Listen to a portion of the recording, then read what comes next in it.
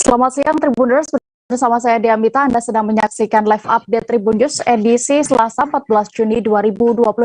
Seperti biasa, kami akan sajikan informasi terkini dari berbagai daerah yang akan dilaporkan secara langsung oleh reporter kami di lapangan. Kurang lebih 1,5 jam ke depan, inilah live update selengkapnya. Menuju kabar pertama, Tribuners, jelang sidang tuntutan mantan Bupati Musi Banyuasin Dodi Reza Alex bersikukuh membantah tidak menerima fee proyek. Saat ini Dodi terjerat kasus suap pengadaan barang dan jasa 4 paket proyek pada Dinas PUPR Kabupaten Muba tahun 2021. Meski terdakwa bersikukuh membantah, namun JPU KPK tetap yakin atas dakwaannya karena memiliki cukup bukti.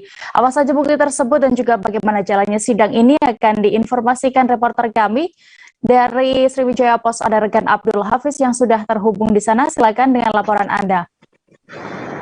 Ya, terima kasih rekan Dea. Ya, hingga kini terdakwa mantan Bupati Musi Banyuasin Dodi Reza Alex tetap bersikukuh hingga di persidangan terakhir, persidangan dengan agenda pemeriksaan terdakwa yang juga konfrontir saling bersaksi dengan 2 terdakwa lainnya, yakni Kepala Dinas PUPR Kabupaten Musi Banyuasin Herman Mayori dan Kepala Bidang SDA dan yang juga PPK Edi Umari. Terdakwa Dodi sampai sidang terakhir dia tetap mengaku bahwa dirinya tidak pernah menerima fee yang didakwakan sebesar 2,6 miliar karena sampai sekarang tidak ada bukti yang kuat baik itu kesaksian maupun alat bukti sampai ke dirinya. Termasuk juga kami mewawancarai dengan penasihat hukum terdakwa Dodi Reza Alex, yakni Pak Waldus Situmorang, menyatakan bahwa pihaknya sangat berkeyakinan bahwa hingga persidangan terakhir menjelang tuntutan, kliennya tidak terbukti dan saksi-saksi tidak pernah ada yang menyatakan bahwa uang tersebut sampai kepada kliennya. Begitu juga jaksa penuntut umum dari Komisi Pemberantasan Korupsi, Taufik Nugroho, menyatakan bahwa meskipun terdakwa membantah hingga pemeriksaan terakhir, hingga sidang terakhir, pihaknya tetap berkeyakinan memiliki bukti dan untuk melakukan tuntutan pada sidang tuntutan yang akan berlangsung pada hari Kamis tanggal 16 Juni tahun 2022. Demikian rekan Dea.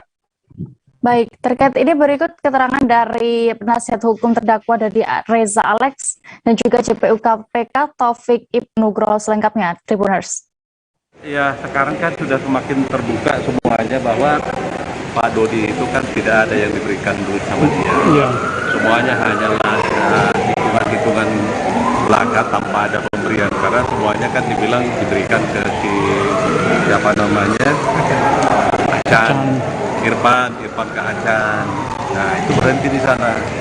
Nah, oleh karena itu kita tidak bisa meyakini karena Pak Dodi ya tidak pernah menerima itu. Dan tadi pun sudah dikonfrontir lewat saksi Pak Edi Umari, sudah dikonfrontir semuanya. Pak, terkait jalan tuntut tanggal 16 nanti Pak? Ya, tanggal 16 seperti biasanya lah. Orang namanya juga orang mau tuntutan ya kita menunggu aja Pak. Menunggu aja Pak. Tidak ada yang khusus Pak ya? Tidak ada yang ya. Mungkin kira itu aja lah. Ya.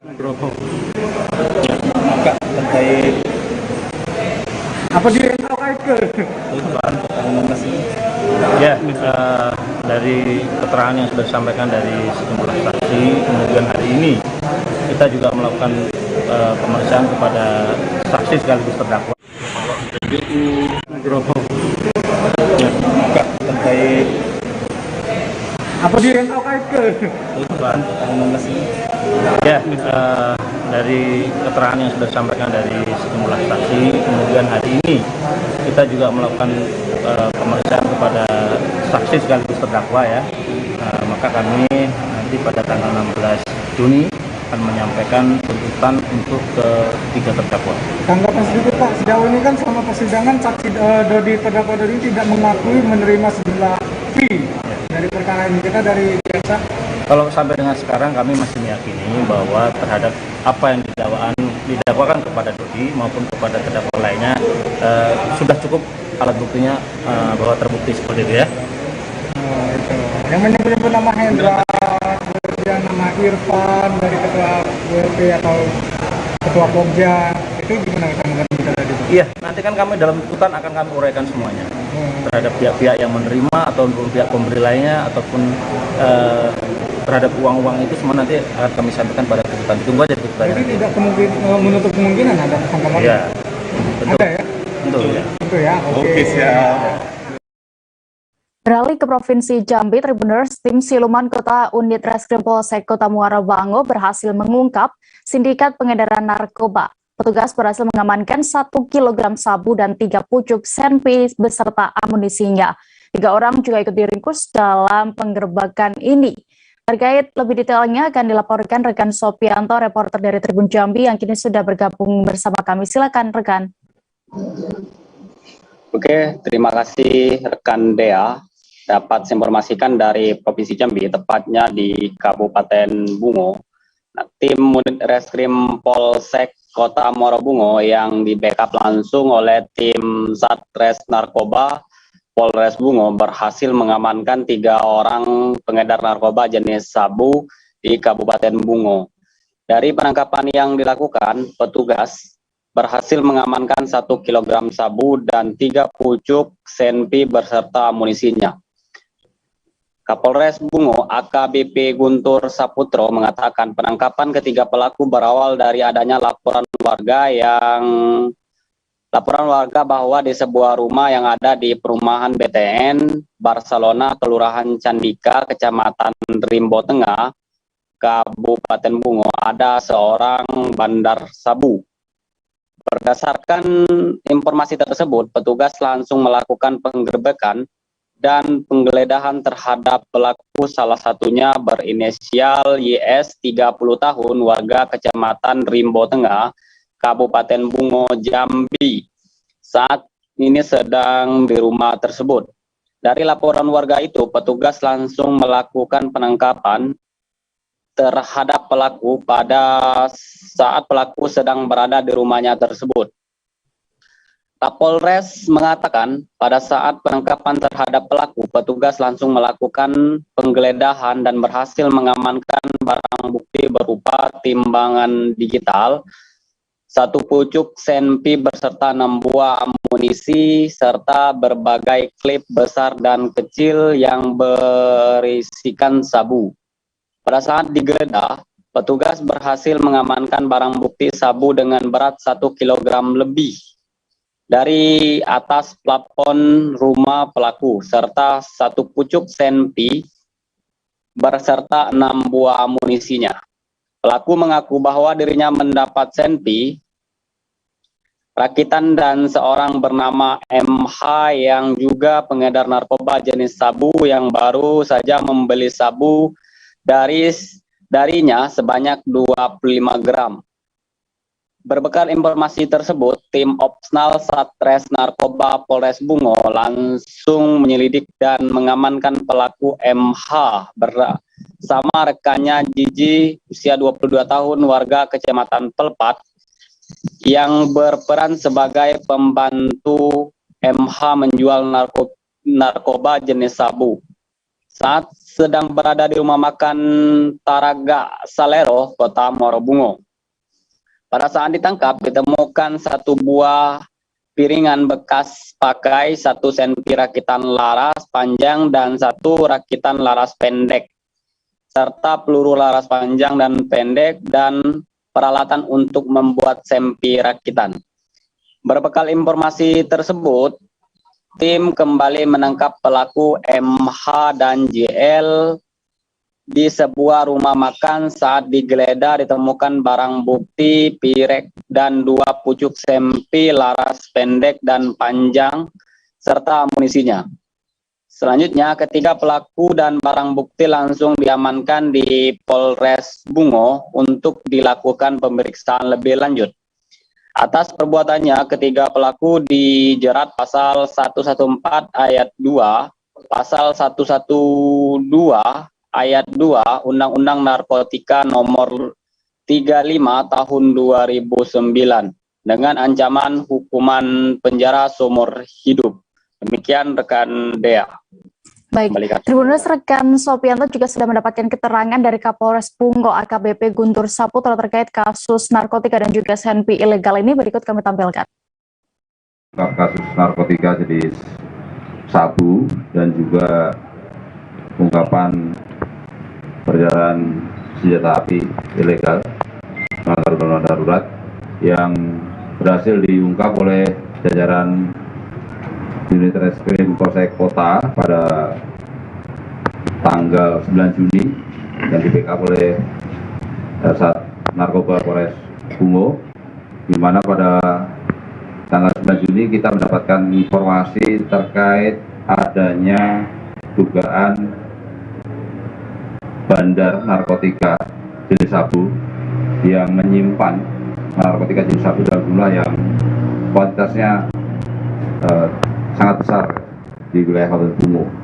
Ini kita lakukan penangkapan di wilayah perumahan di Kecamatan Rimbu Tengah, itu tepatnya di perumahan Barcelona, di salah satu rumah yang ditempati oleh tersangka kurang lebih baru dalam waktu 1 bulan menyetor kredit kepada pemilik sebelumnya. Yang perlu kami sampaikan kepada rekan-rekan media, saat kita akan melaksanakan kegiatan penangkapan serta penggeledahan, saat itu kita temukan tersangka berada di dalam satu rumah dalam keadaan terkunci, kemudian dilakukan upaya penangkapan dan ditemukan tersangka dalam sebuah kamar beserta satu buah tas di sampingnya, dan di dalam tas itu sudah dalam kondisi terbuka. Di dalamnya ada sabu kurang lebih 2 paket dan juga senjata api jenis revolver. Ini diduga senjata.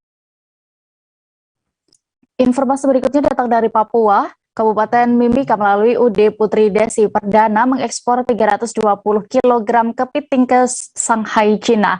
Momentum pelepasan itu dihadiri langsung oleh Wakil Bupati Mimika, Johannes Retop, Kadis Disperindak Petrus Paliamba, dan juga pejabat lainnya. Terkait ini juga selengkapnya akan diinformasikan oleh rekan Marcelinus Labulela, reporter dari Tribun Papua yang sudah terhubung di sana. Silakan rekan.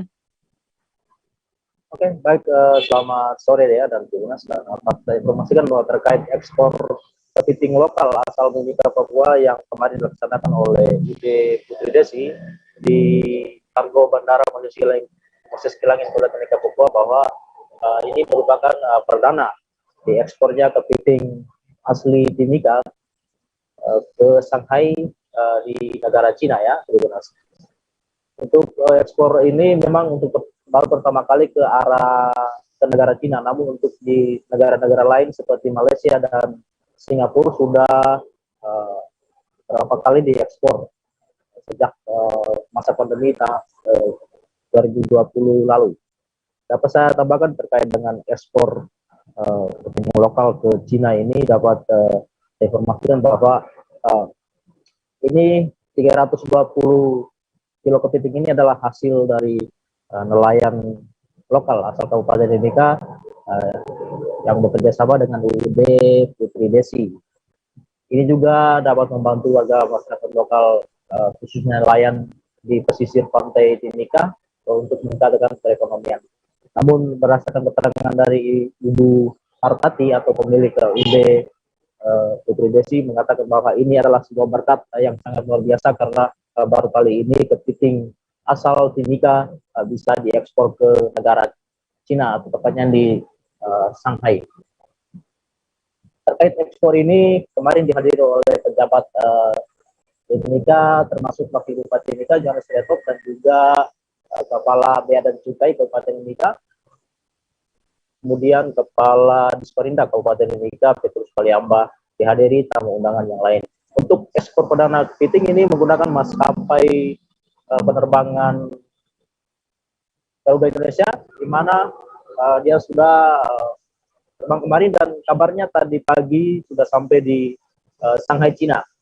Untuk ekspor ini dapat ditambahkan bahwa terkait ekspor ini Wakil Bupati Mimika Jarjito berharap tidak hanya satu kali ini saja, namun ke depan pengembangan ekspor akan terus dilakukan untuk mengenalkan produk-produk unggulan dari Kabupaten Mimika, salah satunya kepiting, agar bisa dinikmati oleh negara-negara lain, dan ini adalah murni kepiting lokal di Mimika. Dapat saya tambahkan juga bahwa terkait ekspor ini pihak Disperindak juga sudah mengeluarkan surat di mana keaslian dari mana kepiting ini berasal, yaitu dari Mimika, untuk mengenalkan bahwa memang produk ini betul-betul dari Kabupaten Mimika, Provinsi Papua.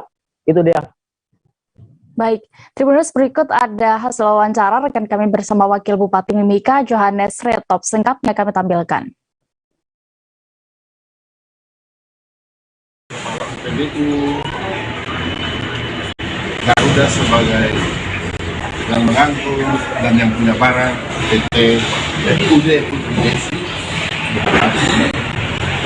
semua, dan Bapak Ibu semua media yang luar biasa hadir pada hari ini. Pertama, ini kita bangga ya bahwa hari ini kita bisa melakukan satu kegiatan tambahan, kegiatan baru, di mana ekspor, kalau ditulis di situ ekspor perdana kepiting ke Shanghai.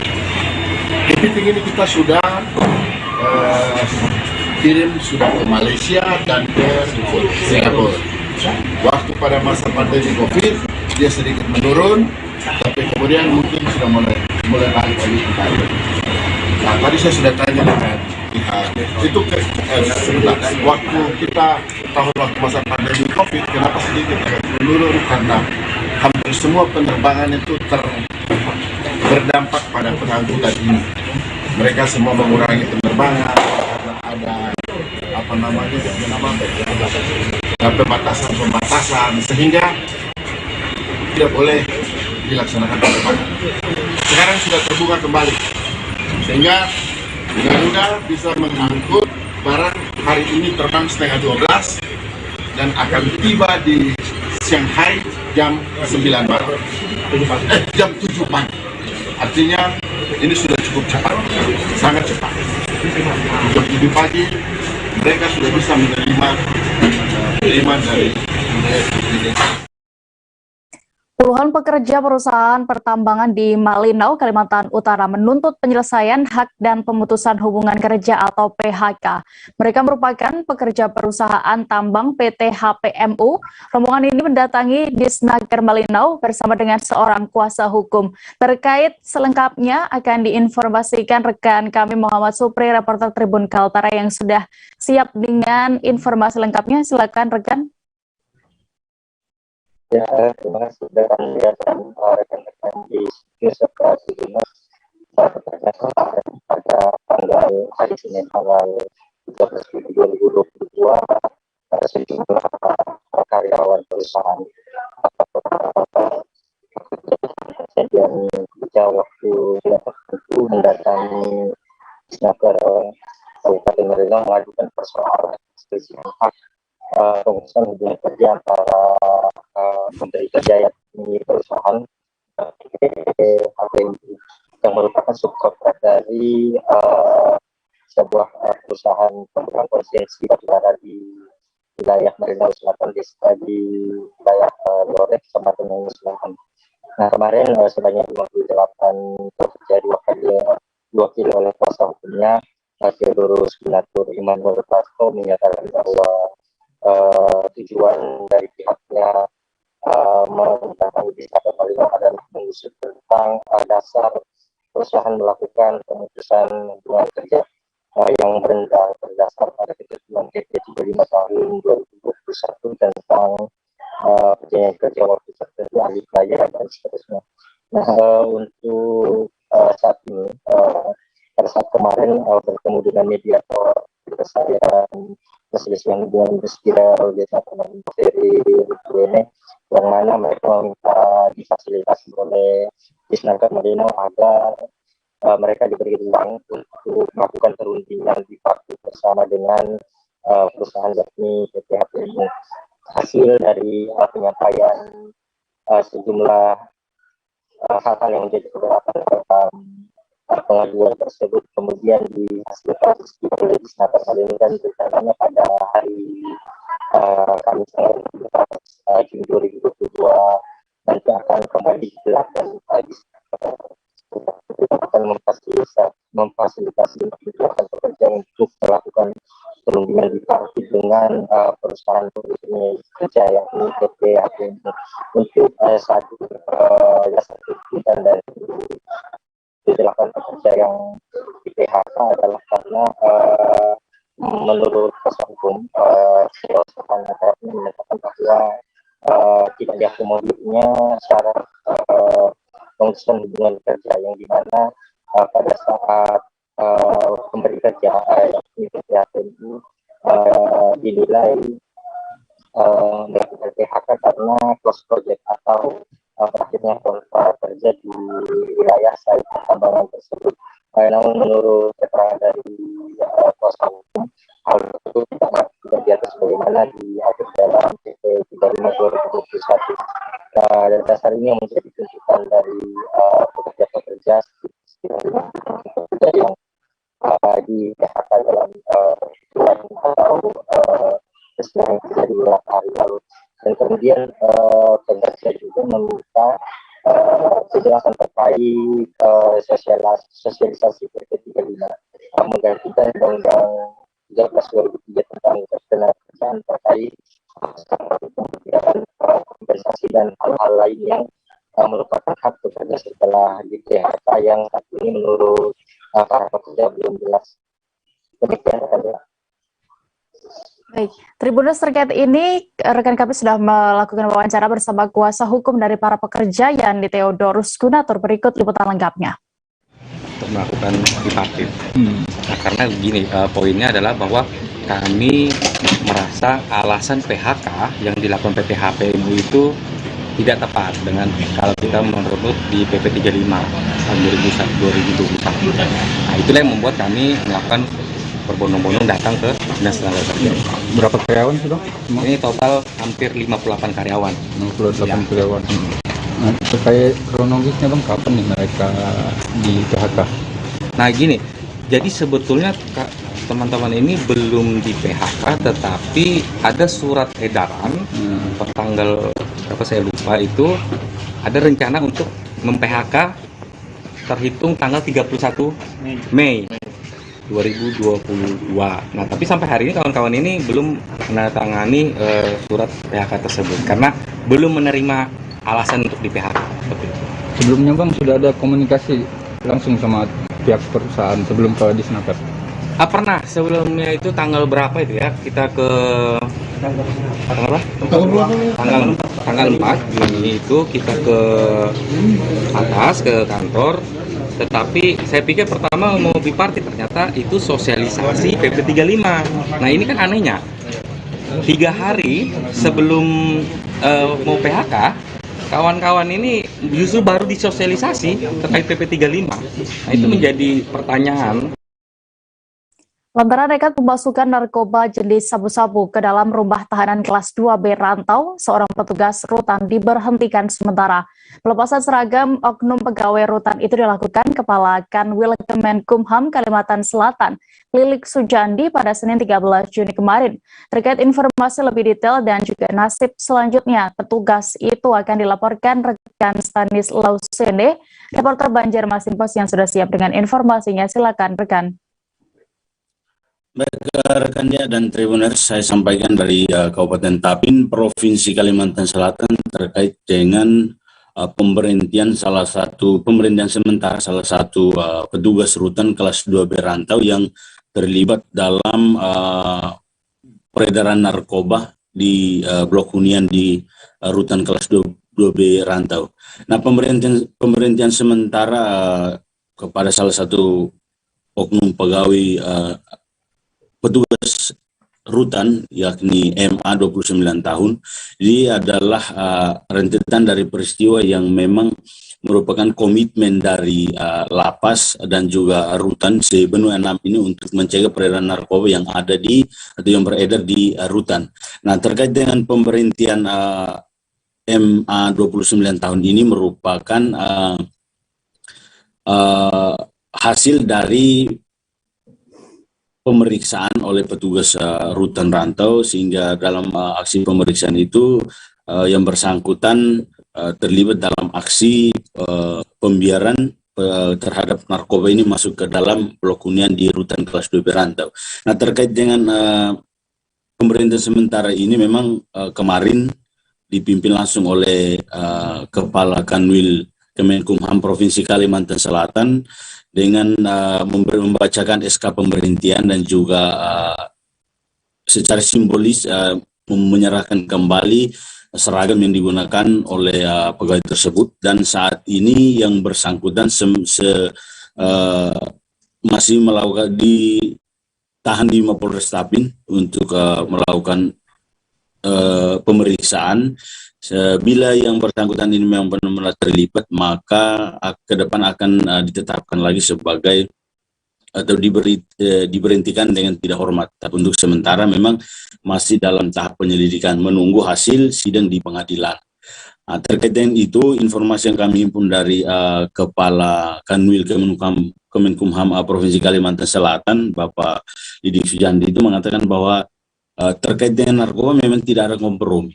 Baik itu terlibat itu warga binaan maupun petugas rutan, namanya narkoba itu tidak ada kompromi. Sehingga apa yang terjadi kemarin, apel pelepasan pemberhentian sementara ini diharapkan menjadi contoh bagi semua orang bahwa namanya narkoba, khususnya di lapas, itu tidak akan ada tolerir.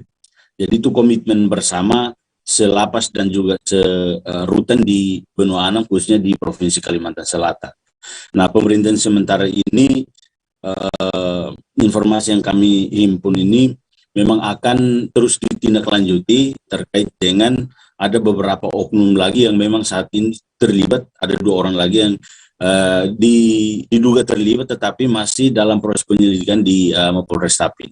Informasi ini akan diumumkan terbuka untuk masyarakat tahu bahwa di rutan maupun di lapas, khususnya di Benua 6 di Provinsi Kalimantan Selatan ini, pihak rutan dan Polres Tapin dan juga Kodim 1010 Tapin itu memang komitmen untuk memberantas peredaran narkoba yang ada di rutan maupun di lapas Benua 6 di Provinsi Kalimantan Selatan. Seperti itu dia, kembali ke studio.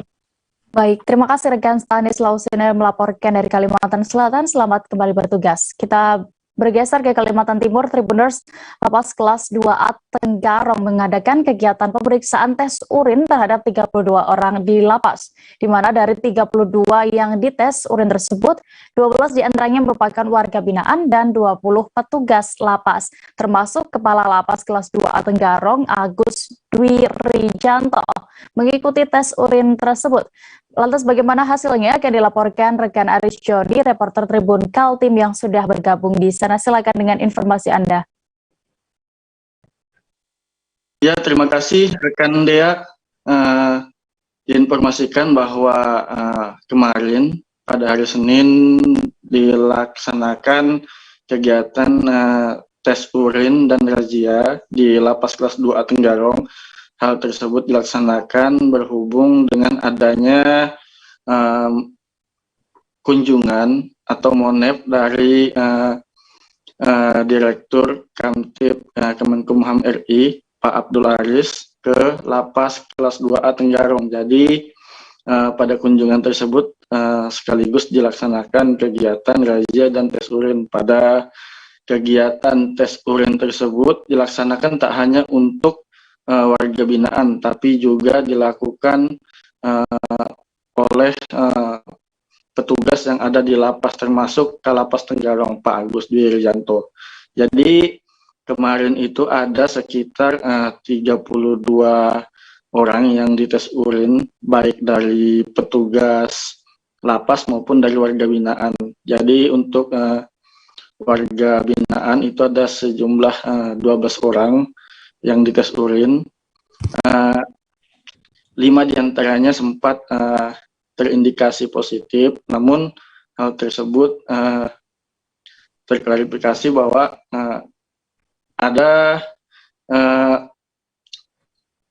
kegunaan pengaruh obat yang dikonsumsi sebelum melakukan tes urin tersebut, sehingga dari semua yang sudah dites urin dinyatakan aman, dan juga untuk petugasnya juga tidak ada terindikasi positif, semuanya negatif, termasuk Kalapas Tenggarong. Dan juga selain itu, dalam pelaksanaan tes urin tersebut, Kalapas Tenggarong, Pak Agus Dwirijanto juga menyatakan bahwa jika memang ada terbukti warga binaan yang terindikasi narkoba atau menyimpan barang haram tersebut, maka akan diproses dan didalami sesuai prosedur yang ada. Jadi pihak lapas tegas melaksanakan bahwa tidak ada toleransi terhadap penyalahgunaan narkoba atau peredaran narkoba di dalam lapas. Kemudian tak hanya itu, pihak lapas juga melaksanakan razia gabungan ke kamar-kamar hunian di lapas. Alhasil tidak ditemukan adanya narkoba di dalam lapas, namun ada beberapa barang atau benda yang dilarang masuk atau benda yang dilarang berada dalam lapas didapat oleh petugas, seperti handphone, powerbank, kabel, charger, dan stop kontak. Ada juga senjata tajam rakitan, itu masih didapati korek gas, masih didapati dalam kamar hunian warga binaan. Namun proses kegiatan razia dan tes urin kemarin berjalan lancar, mulai sore jam 5 sampai ba'da maghrib sekitar jam 7 atau setengah 8 malam tadi. Dan juga Kalapas Tenggarong juga memberi imbauan kepada kerabat atau keluarga warga binaan yang ingin menitip makanan agar taat atau tertib pada peraturan prosedur yang diterapkan oleh pihak lapas. Jadi jangan sampai ada keluarga atau kerabat yang menitipkan makanan dengan menyusupi benda-benda yang memang dilarang masuk oleh petugas lapas kepada warga binaan. Mungkin itu informasi dari Tribun Kaltim, Dea. Baik, terima kasih rekan Aris Joni untuk laporan Anda. Selamat kembali bertugas. Kita beralih ke informasi berikutnya. Tribuners, Rumah Sakit Darurat COVID-19 atau RSDC Wisma Atlet Kemayoran Jakarta menggelar apel khusus tenaga kesehatan pada hari ini Selasa 14 Juni 2022. Apel tersebut dipimpin oleh Kepala Pusat Kesehatan TNI, Majen TNI Dr. Budiman. Untuk lebih detailnya terkait ini akan dilaporkan, kami sudah terhubung dengan reporter Tribun News, rekan Gita Irawan di sana. Silakan dengan informasi Anda. Selamat siang rekan Dea, selamat siang juga Tribuners. Memang betul tadi telah dilaksanakan apel khusus tenaga kesehatan di RSDC Wisma Atlet yang dipimpin oleh Kepala Pusat Kesehatan TNI, Majen TNI Dr. Budiman. Setelah apel khusus tersebut digelar, tadi Majen TNI Budiman menyampaikan keterangannya bahwa sampai saat ini jumlah pasien yang dirawat di RSDC Wisma Atlet berjumlah 43 pasien. Dari 43 pasien tersebut, 60% diantaranya merupakan pelaku perjalanan luar negeri, sedangkan 40% lainnya merupakan pasien domestik yang datang dari puskesmas maupun dari rumah sakit atau dari pasien mandiri. Nah, selain itu juga Majen TNI Budiman menyampaikan kesiapan dari RSDC Wisma Atlet terkait dengan potensi adanya lonjakan kasus COVID-19 yang terjadi di beberapa negara yang ditengarai akibat dari subvarian BA4 dan BA5. Persiapan atau antisipasi yang dilakukan RSDC Wisma Atlet diantaranya adalah dengan menyiagakan 2 tower dengan total jumlah ranjang 3.801 ranjang. Kemudian selain itu juga RSDC Wisma Atlet menyiagakan 300 personel tenaga kesehatan. 300 personel tenaga kesehatan ini dibutuhkan atau disiagakan untuk merawat sekitar 50 pasien. Nah, selain itu juga Majen TNI Budiman memastikan bahwa ketersediaan alat-alat kesehatan, juga obat-obatan, serta APD masih mencukupi di RSDC Wisma Atlet Kemayoran, Jakarta. Majen TNI Budiman juga tadi mengimbau agar masyarakat tidak perlu panik dan tidak perlu takut atas dugaan adanya subvarian COVID-19 BA4 dan BA5 yang sekarang menjadi pembicaraan karena RSDC Wisma Atlet juga Indonesia telah memiliki pengalaman dan telah mengantisipasi terkait dengan adanya penyebaran subvarian tersebut. Ia juga mengimbau agar masyarakat tetap melakukan protokol kesehatan seperti mencuci tangan, memakai masker, walaupun memang pemerintah telah melakukan pelonggaran terhadap penggunaan masker, diantaranya boleh tidak menggunakan masker di ruang terbuka dan di tempat yang tidak berkerumun. Namun ia mengimbau khususnya kepada masyarakat untuk tetap menjaga jarak, terutama pada saat makan. Selain itu, Majen TNI Budiman juga mengimbau kepada masyarakat agar melakukan vaksinasi, baik yang belum melakukan vaksinasi dasar maupun vaksinasi booster. Demikian laporan yang bisa saya sampaikan, Dea. Kembali ke studio. Baik, Tribuners, terkait ini juga rekan kita sudah mendapatkan keterangan dari Kepala Pusat Kesehatan TNI, Majen TNI Dr. Budiman. Selengkapnya kami tampilkan. Ketua yang besar dari pelaku perjalanan kita sudah siap, kita sudah menyiapkan tempat tidur.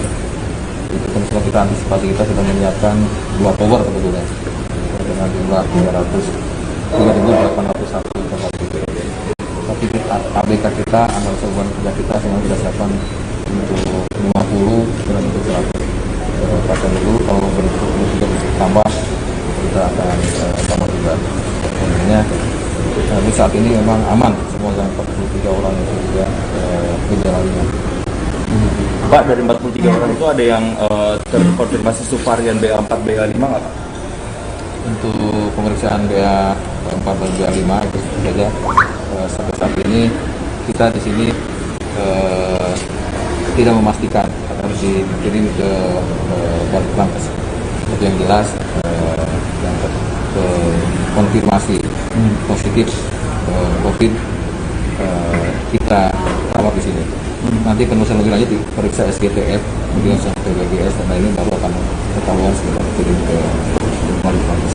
Dari 43 itu semua ada imported cases atau ada transmisi lokal? Pembagiannya berapa Pak? Data lebih detail 60% ya, 60% itu dari PPMN, dari pelaku perjalanan luar negeri. Sedangkan yang 40% adalah yang lokal, yang domestik, yang dikirim dari luar puskesmas, kemudian juga dari beberapa rumah sakit lain, dan juga yang mandiri datang ke sini. Pak Budiman, berarti kenaikannya sebenarnya sudah cukup signifikan belum sih Pak? Dan skema dari Wisma Atlet sendiri kemarin kan sudah sempat melandai begitu, apakah ada pengurangan SDM atau fasilitas, dan dengan adanya sekarang varian baru begitu, apakah kemudian SDM atau fasilitas?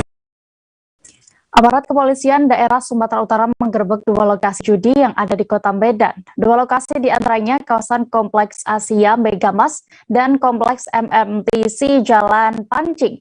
Direktorat Reserse Kriminal Umum Polda Sumut menetapkan 19 tersangka dalam penggerebekan itu. Untuk kronologinya dan juga peran dari para tersangka ini akan dilaporkan rekan Freddy, reporter Tribun Medan yang sudah bergabung di sana. Silakan dengan informasi Anda. Iya baik Dea dan juga pemirsa. Jadi Polres Sumut itu menggerebek 2 lokasi judi dan penggerebekan itu dipimpin langsung oleh Kapolda Sumut. Nah dari penggerebekan itu ada sekitar 29 orang yang diamankan, namun hanya 19 orang yang cukup bukti sehingga ditetapkan tersangka dan sudah ditahan di Polda Sumut. Jadi penggerebekan ini ada di 2 lokasi, di ruko di Asia Megamas dan di Kompleks MNPC. Nah dari situ penggerebekan itu polisi mengamankan puluhan mesin game ketangkasan atau judi tembak ikan yang biasanya dikenal di sini, dan beberapa barang bukti lainnya, handphone dan kartu chip. Nah untuk uang sendiri, polisi itu menyita uang dari judi itu sekitar 87 juta dari 2 lokasi tersebut masing-masing, ada 45 juta dan ada 42 juta, 43 jutaan begitu. Nah saat ini mereka sudah ditahan di Polda Sumut. Nah untuk identitasnya itu ada sekitar 5 orang perempuan. Nah mereka ini juga nih sebagai kasir tempat judi tersebut. Jadi 19 tersangka ini merupakan kasir, pengelola dan juga pemain. Nah mereka ini terancam hukuman 5 hingga 10 tahun begitu. Dea dan juga pemirsa. Ya, baik. Terima kasih rekan Freddy untuk laporan Anda dari Medan. Selamat kembali bertugas. Kita beralih ke informasi berikutnya. Aparat Satreskrim Polresta Ambon dan PP Lease menangkap 2 pelaku pencurian uang sejumlah 367 juta rupiah. Ketiganya terbukti melakukan pencurian di kawasan Jalan Dr. Setiabudi, Kelurahan Ahusen, Kecamatan Sirimau, Kota Ambon. 1 pelaku lainnya masih buron. Untuk lebih detailnya terkait kasus ini akan dilaporkan reporter Tribun Ambon. Kami sudah terhubung dengan rekan Alvin Risanto di sana. Silakan. Oke, baik. Terima kasih rekan Dea. Baik Tribuners. Jadi kedua tersangka ini sebenarnya ada 3, 1 masih buron, dan kedua tersangka ini merupakan pelaku pencurian di salah satu bos toko Fani yang berada di Jalan Dr. Setiabudi, Kota Ambon, di mana ketiga pelaku ini yang merupakan inisial A yang ditangkap saat ini, dan inisial MAP yang ditangkap saat ini, dan inisial E yang masih kabur hingga saat ini. Dan kedua tersangka yang dilihat di layar kaca Anda ini, mereka melakukan aksinya pada tanggal 17 Mei tahun 2022, di mana ketiga pelaku ini melakukan aksi pencurian. Sebelum itu mereka melakukan pemantauan kepada bos toko Fani sendiri ini, berinisial LH, di mana mereka melakukan pemantauan, dan setelah selesai melakukan pemantauan pada tanggal 17 Mei sekitar pukul jam 2 waktu Indonesia Timur, mereka melakukan aksi pencurian di rumah bos toko Fani yang berada di Jalan Setiabudi. Pada saat melakukan aksinya, mereka punya peran tersendiri, di mana tersangka A melakukan pemanjatan tiang listrik memasuki rumah korban melalui jendela, sedangkan tersangka MAP dengan tersangka E yang masih buron saat ini melakukan penjagaan di area sekitar. Setelah berhasil mengaset uang 360 juta ini, mereka bertiga langsung menghamburkan uangnya dengan membeli 2 buah HP, baju, celana, hingga sepeda motor Mio yang bisa Anda lihat di layar kaca Anda, yang masih baru dengan ditandai dengan plat putih oleh dealer ya, Tribuners. Dan atas setelah itu para korban ini langsung korban bos toko Fani menyadari bahwa uangnya yang akan di-store pada hari itu juga di bank ternyata sudah hilang, dan mereka langsung melaporkan kehilangan uang itu ke Mapolresta Pulau Ambon. Dan selang 1 minggu kemudian pada tanggal 29 Mei kedua pelaku ini langsung ditangkap, diamankan ya, dengan berbagai barang bukti seperti yang bisa dilihat, ada uang, ada 2 buah HP, ada celana, ada baju, dan juga ada sepatu, dan juga sepeda motor ya, Tribuners. Dan setelah itu juga kedua tersangka ini ditangkap di kawasan yang berbeda, A yang salah satu tersangka berinisial A ditangkap di Maluku Tengah, sedangkan di tersangka MAP ini diamankan di salah satu kabupaten di Pulau Buru. Sedangkan tersangka ini diketahui sedang melarikan diri dari luar provinsi provinsi Maluku sendiri, ya, Tribuners. Dan atas perbuatan pelaku ini pihak Polresta Pulau Ambon dalam langsung menetapkan keduanya sebagai tersangka dan menjerat kedua ini dengan pasal 363 ayat 1 atau 3E, 4E dan 5E dengan ancaman hukuman 5 tahun penjara. Dan untuk tersangka ini sementara masih dalam pencarian dan itu rekannya. Baik, Tribuners berikut rekan Alvin sudah berhasil mendapatkan keterangan dari Kasih Humas Polresta Pulau Ambon, Ibda Moyo Utomo terkait kasus ini. Selengkapnya kami tampilkan. Kemudian yang MAP di 6 miliar, sedangkan yang inisial E itu masih DPO. Kayaknya lari ke Ternate ya?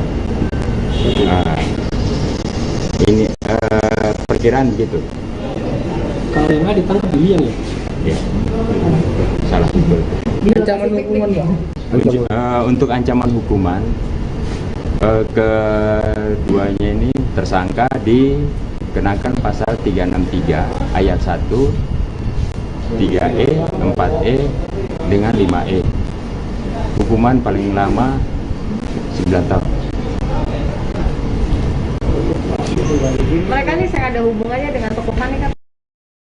Aktor laga Iko Uwais dikabarkan terlibat pemukulan yang diduga dilakukannya oleh maksud kami terhadap desainer interior rumahnya. Korban telah melaporkan Iko Uwais ke Kepolisian Resor Metro Bekasi Kota. Adanya laporan kasus ini pun juga telah dikonfirmasi oleh Kabid Humas Polda Metro Jaya Kombes Pol Endra Sulpan. Selengkapnya terkait kronologi kasus dugaan penganiayaan ini akan diinformasikan rekan Yusuf Bahtia, reporter Tribun Jakarta yang sudah bergabung bersama kami. Silakan. Selamat siang Dea dan juga Tribuners. Saat ini saya sedang berada di Polres Metro Bekasi Kota di Jalan Pangeran Jakarta, Medan Satria, Kota Bekasi. Bisa saya sampaikan hari ini adalah jadwal Iko Uwais dan juga terlapor lainnya yakni berinisial FR untuk menghadiri panggilan dari penyidik Polres Bekasi Kota atas dugaan kasus pemukulan yang Iko dan FR terhadap seorang pria berinisial RD. Adapun hingga pukul 2 siang ini belum ada tanda-tanda kehadiran Iko Uwais di Polres Metro Bekasi Kota. Adapun yang hadir hanya kuasa hukum dari Iko Uwais yakni Rahim P yang memastikan bahwa kliennya tidak dapat hadir hari ini untuk memenuhi panggilan penyidik dan meminta agar dilakukan penjadwalan ulang untuk proses pemeriksaan. Adapun kasus pemukulan yang dilakukan Iko Uwais terjadi pada 11 Juni 2022 lalu di perumahan Marathon Bekasi, kediaman Iko Uwais dan juga RT.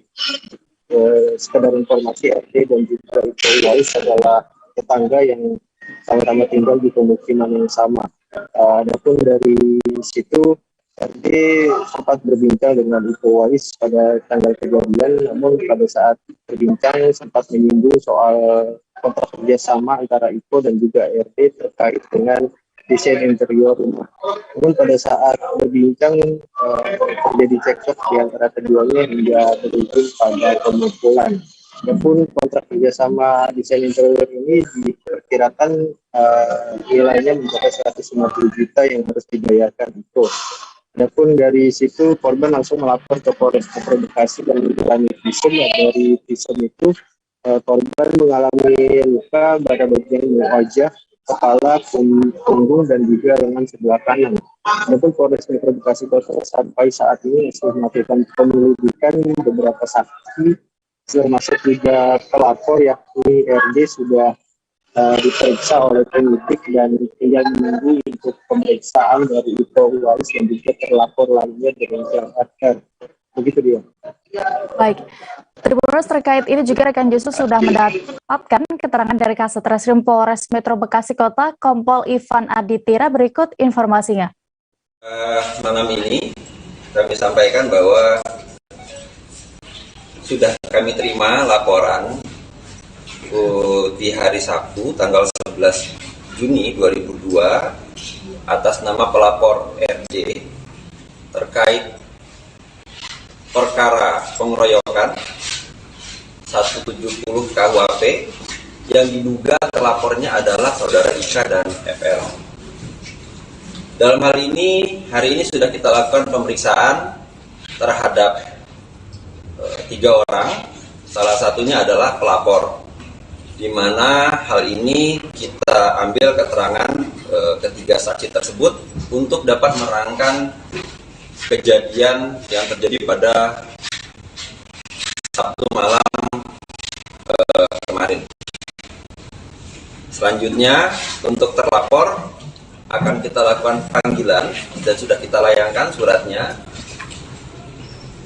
untuk esok hari pukul 9 WIB dan satunya lagi terhadap saudara FR kita lakukan panggilan untuk dimintai keterangannya pukul 10 WIB.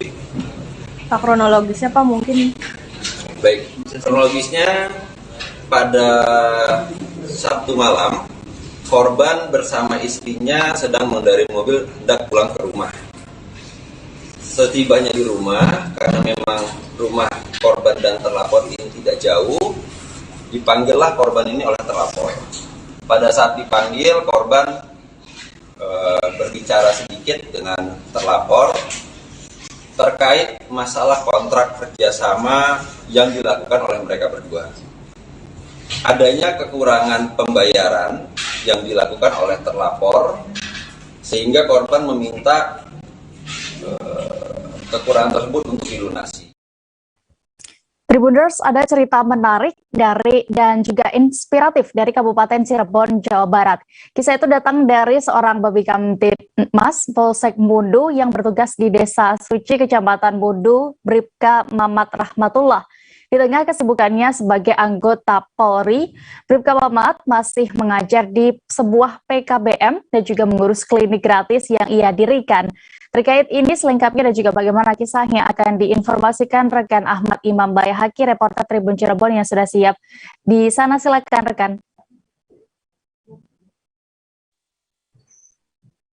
Ya, baik, terima kasih. Ya, Bribka Mamat Rahmatullah ini sejak 2016 mendirikan klinik kesehatan gratis bersama istrinya yang merupakan seorang dokter yang melayani pasien dari warga kurang mampu secara gratis. Selain diperiksa kesehatannya saat sakit, mereka juga akan diberikan obat gratis karena di klinik tersebut sudah terdapat apotek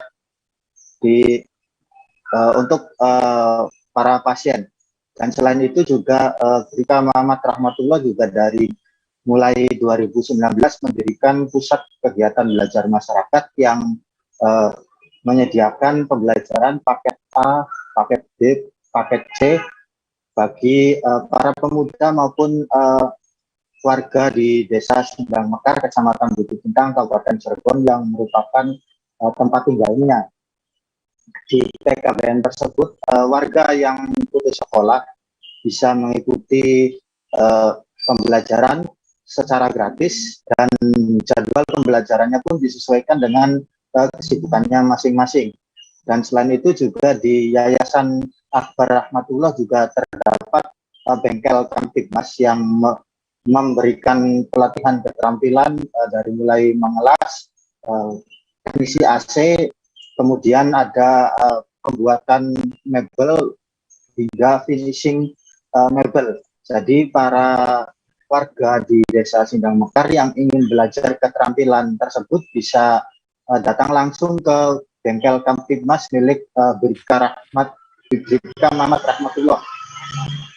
Di pelatihan keterampilan tersebut juga mereka akan didampingi oleh para instruktur yang ahli di bidangnya masing-masing. Bahkan Bribka Mamat Rahmatullah sendiri sudah bekerja sama dengan sejumlah pihak, sehingga para peserta pelatihan keterampilan sebelum dinyatakan lulus dan mendapatkan sertifikasi mengenai keterampilan yang dipelajarinya, mereka akan mengikuti praktik di sejumlah lembaga, dari mulai rumah sakit, perkantoran, dan lainnya. Dan pelatihan tersebut akan dijalani mereka selama beberapa bulan, yang kemudian jika dinyatakan kompeten, mereka akan mendapatkan sertifikasinya. Bahkan dari Bribka Mamat Rahmatullah juga memberikan bantuan peralatan bagi para peserta pelatihan keterampilan tersebut, sehingga para peserta yang sudah lulus dari pelatihan keterampilan bisa langsung memulai usahanya tanpa perlu kebingungan untuk mencari modal untuk peralatan jasa dari keterampilan yang dipelajarinya. Hingga kini terdapat 60 warga dari Desa Sindang Mekar, Kecamatan Duku Bintang, Kabupaten Cirebon yang belajar di PKBM Yayasan Akbar Bintang Rahmatullah. Dan dari 60 orang tersebut, 20 diantaranya mengikuti pelatihan keterampilan di bengkel Kamtibmas milik Bribka Mamat Rahmatullah. Bahkan di sela kesibukannya sebagai Babin Kamtibmas di Desa Suci, Kecamatan Mundu, Kabupaten Cirebon, Bribka Mamat Rahmatullah juga masih mengajar langsung di PKBM maupun di bengkel Kamtibmas mengenai pelatihan keterampilan kepada warga di Desa Sindang Mekar, Kecamatan Duku Bintang, Kabupaten Cirebon. Bahkan pada Senin kemarin, Kapolres Cirebon Kota AKBP M. Fahri Siregar juga mengunjungi lokasi PKBM dan meninjau klinik kesehatan serta bengkel Kamtibmas milik Bribka Mamat Rahmatullah. Dalam kunjungannya kemarin, Kapolres Cirebon Kota juga memberikan beberapa bantuan agar Bribka Mamat Rahmatullah bisa terus membantu masyarakat sekitar melalui PKBM, klinik kesehatan, dan bengkel Kamtibmas miliknya. Demikian dia. Baik, Tribuners, rekan kami juga sudah melakukan wawancara langsung bersama Bribka Mamat Rahmatullah. Berikut liputan lengkapnya. Kegiatan pelatihan tentang tata cara pengelasan. Siswa-siswa di sini rata-rata siswa-siswa PKBM dibekali dengan pelatihan-pelatihan supaya ke depan setelah mendapatkan ijazah baik paket A atau B atau C, dia juga siap kerja karena dibekali dengan pelatihan. Terserah siswa tersebut mau menggeluti bidang pelatihan baik pengelasan ataupun pelatihan pertukangan. Di sini ada berbagai macam pelatihan-pelatihan. Apa saja, Pak? Di sini ada pelatihan pengelasan, ada pertukangan, pembuatan mebel, finishing, dan AC, perbaikan AC. Semuanya kegiatan gratis. Kita lakukan semuanya gratis, tidak dipungut biaya. Mangga silakan, barangkali mau ada pelatihan, kami terbuka. Untuk menutupi anggaran PKBM ini, sumbernya dari mana sih, Pak?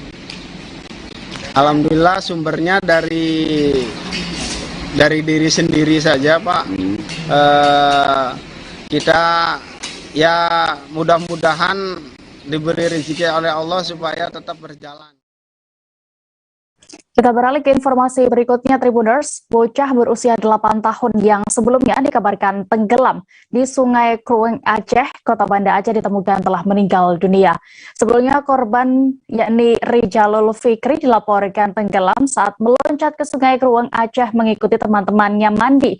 Saat itu salah seorang teman korban sudah sempat melarang korban mandi sambil meloncat karena korban tidak bisa berenang. Selengkapnya terkait kejadian ini akan dilaporkan rekan Sita, reporter dari Serambi News yang sudah bergabung di sana. Silakan rekan.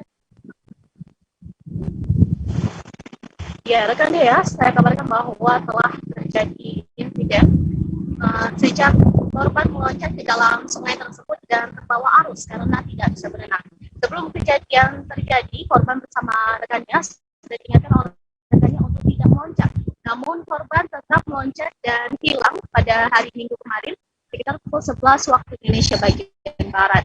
Dan lebih dari 24 jam kemudian atau pada hari Senin kemarin sekitar pukul 12:30 waktu Indonesia bagian barat, korban akhirnya ditemukan sekitar 700 km dari arah awal korban tenggelam. Dan untuk terkait pencarian ini sendiri dilakukan oleh tim SAR gabungan, yaitu menemukan korban bernama Rizal Fikri, berusia 8 tahun, warga desa Alam Kota Banda Aceh yang tenggelam di Sungai Kerung Aceh pada hari Minggu kemarin. Ya, sekian rekan Dea. Baik, terima kasih rekan Sita untuk laporan Anda. Selamat kembali bertugas. Kita beralih ke Jawa Barat, Tribuners. Para pekerja perusahaan industri furnitur di Jalan KH Umar, Desa Cilengsi Kidul, Kecamatan Cilengsi, Kabupaten Bogor sudah hampir 4 tahun tidak juga mendapatkan pesangon pasca kena pemutusan hak kerja atau PHK massal dari tempat mereka bekerja. Mereka pun melakukan demo aksi damai menuntut pembayaran pesangon terhadap 130 lebih karyawan yang terkena PHK massal. Bagaimana berjalannya demonstrasi ini akan dilaporkan rekan Naufal Fauzi, reporter Tribun Bogor yang sudah siap dengan informasinya. Silakan rekan. Baik, rekan Dea dan juga rekan-rekan Tribuners, kami informasikan bahwa sekitar puluhan pekerja di wilayah Cilengsi yang mewakili lebih dari 130 orang pekerja yang terkena PHK di sebuah perusahaan furnitur di kawasan industri Cilengsi, Kabupaten Bogor melakukan demo aksi damai. Mereka menuntut pesangon untuk dibayarkan dari pihak perusahaan yang melakukan PHK kepada mereka. Menurut keterangan dari Korlap Aksi, masa aksi damai ini, mereka ini di PHK massal pada tahun 2018 yang lalu. Namun sampai tahun 2022 ini mereka sama sekali belum mendapatkan pesangon atas PHK tersebut. Akhirnya mereka memutuskan untuk melakukan aksi damai di depan perusahaan tempat mereka sebelumnya bekerja. Dan dalam aksi damai ini perwakilan dari massa, pantauan kami sempat melakukan audiensi dengan pihak perusahaan, dikawal oleh pihak kepolisian, dan dalam pertemuan tersebut pihak perusahaan mengajukan cicilan pembayaran pesangon selama 5 tahun. Namun hal itu ditolak oleh pihak massa karena mereka sudah terlanjur menunggu sejak lama atas pesangon tersebut. Bahkan 3 orang dari pekerja yang menunggu pesangon ini sudah dilaporkan meninggal karena sakit, ada juga yang karena usia. Dan karena penolakan tersebut, pihak pekerja meminta agar pihak perusahaan bisa menyicil selama 3 tahun dengan uang jaminan. Namun hal itu oleh pihak perusahaan dikabarkan masih dipertimbangkan dan rencananya dalam 3 hari ke depan akan diumumkan keputusannya seperti apa. Dan menurut keterangan dari pihak massa yang melakukan aksi damai ini, apabila dalam 3 hari ke depan harapan mereka belum juga bisa dipenuhi oleh pihak perusahaan terkait pembayaran pesangon ini, maka mereka mengancam akan melakukan aksi demo lanjutan sampai ke Istana Presiden agar didengar langsung oleh Presiden Joko Widodo. Demikian. Baik, terima kasih rekan Naufal Fauzi melaporkan dari Bogor. Selamat kembali bertugas. Kita menuju informasi berikutnya, Tribuners. Harga ikan di sejumlah pasar tradisional Kendari, Sulawesi Tenggara terpantau naik. Pedagang mengatakan kenaikan harga ikan ini selalu terjadi ketika kondisi terang bulan atau memasuki purnama. Dan untuk selengkapnya terkait bagaimana harga terkini di pasar tersebut akan diinformasikan rekan Amelda Devi, reporter Tribun News Ultra yang sudah bergabung bersama kami. Silakan rekan. Ya baik, terima kasih rekan Dea. Buat Tribuners yang ingin berbelanja ikan khususnya di Kota Kendari, di beberapa pasar pasar tradisional Kota Kendari, harga ikan kini sudah mulai naik sekiranya 5-10 ribu per kilogramnya. Ya, kenaikan ini sudah berlangsung sekiranya seminggu terakhir mengingat saat ini adalah sedang terang bulan, di mana para nelayan mengaku jika saat keadaan terang bulan atau bulan purnama, maka stok ikan tentu tidak terlalu banyak sehingga mengharuskan harga ikan dinaikkan atau lebih tinggi dari harga biasanya. Ya, untuk daftar harga ikan yang ada di pasaran, beberapa pasar tradisional seperti halnya di Pasar Andonohu, Kota Kendari itu ada ikan katombo yang dijual harga sebelumnya 30 sampai 35.000, sekarang dibanderol menjadi 45 sampai 45.000 per kilogramnya. Kemudian ada ikan lajang dengan dari harga 20 sampai 25.000 ini menjadi 30 sampai 35.000 per kilogramnya. Ada ikan lure juga yang naik dari 30.000 menjadi 40.000 per kilogramnya. Ya, sama halnya juga di Pasar Korem dan Pasar Basah Mandonga.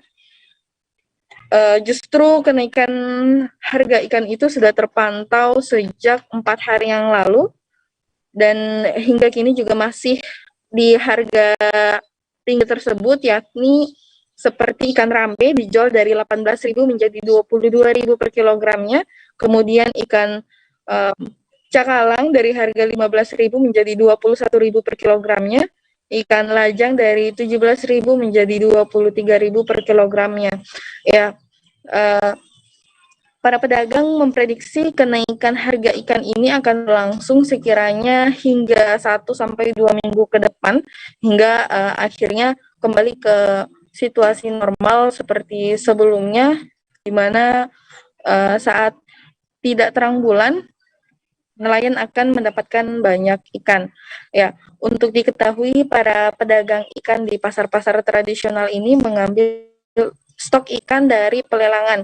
Ya, untuk di Kota Kendari sendiri ada 2 pelelangan, rekan Dea. Yang pertama ada pelelangan Kota Lama yang berada di Kelurahan Sodoha, Kecamatan Kendari Barat, dan satunya lagi pelelangan Jayanti yang berada di Kelurahan Pudai, Kecamatan Abeli. Demikian ya.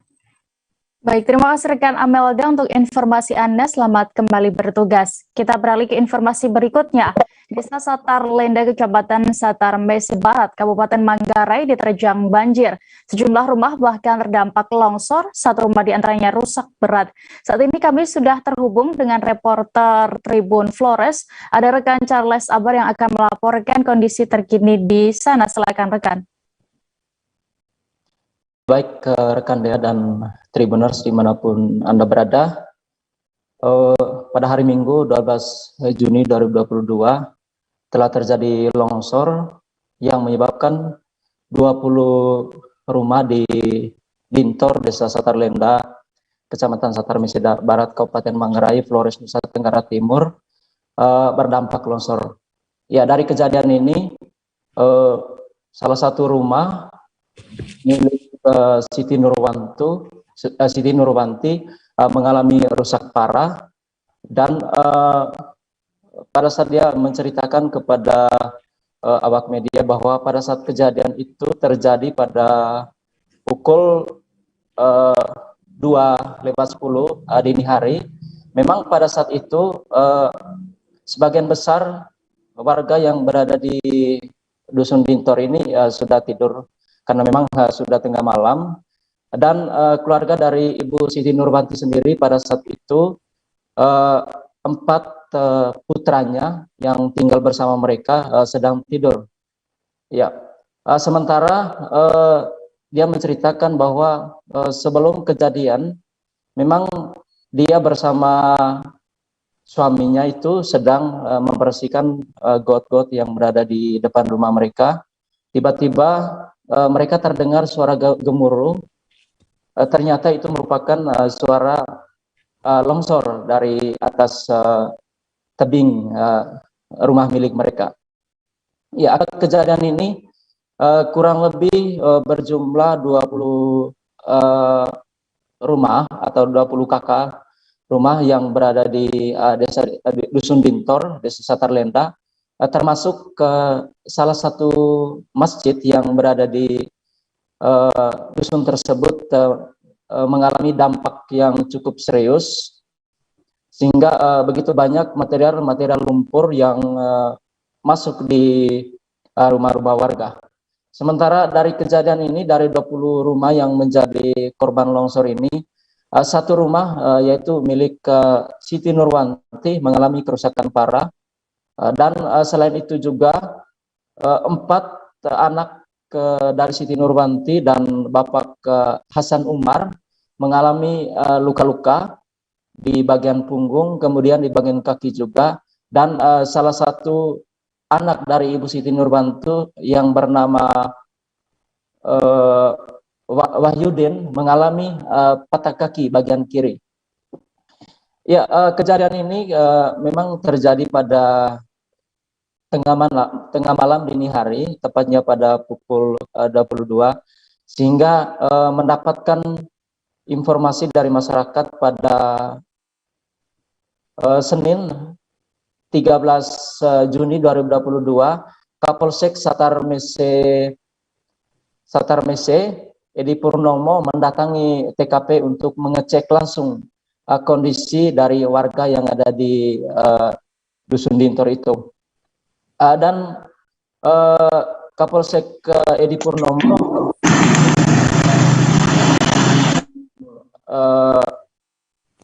pembersihan di lingkungan rumah yang terkena banjir. Sementara pada saat itu beberapa warga yang mengalami luka-luka dievakuasi sementara di puskesmas terdekat. Ya, selang beberapa hari dari kejadian ini, pemerintah Kabupaten Manggarai melalui Kepala Badan Penanggulangan Bencana Daerah Kabupaten Manggarai mendatangi lokasi kejadian tepatnya pada hari Senin siang di Dintor, Desa Satarlenda. Dari hasil pemeriksaan yang dilakukan oleh BPBD Kabupaten Manggarai bahwa memang terdapat sekiranya 20 rumah yang korban dari akibat banjir ini.